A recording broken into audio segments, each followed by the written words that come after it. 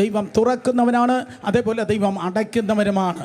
ഒരിക്കൽ കൂടെ, ദൈവം തുറക്കുന്നവനാണ്, ദൈവം അടയ്ക്കുന്നവനാണ്. ദൈവമക്കൾ പറയും, ദൈവം എനിക്ക് വേണ്ടി തുറക്കുന്നവനാണ്. ദൈവത്തിൽ ആശ്രയിക്കുന്ന, ദൈവത്തിൽ വിശ്വസിക്കുന്ന തൻ്റെ ജനത്തിന് വേണ്ടി നന്മയുടെ വാതിലുകളെ ദൈവം തുറന്നുകൊണ്ടിരിക്കുന്നു.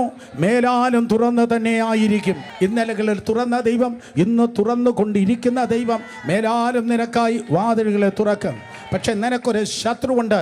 ആ ചെകുത്താനോട് ചോദിച്ചാൽ, ആ സാത്താനോട് പറഞ്ഞാൽ, ആ സാത്താനോട് ചോദിച്ചാൽ അവൻ പറയും ദൈവം വാതിൽ അടയ്ക്കുന്നവനാണ്. ഫറവോനോട് ചോദിച്ചാൽ, ശത്രുവിനോട് ചോദിച്ചാൽ അവൻ പറയും ദൈവം വാതിൽ അടയ്ക്കുന്നവനാണ്.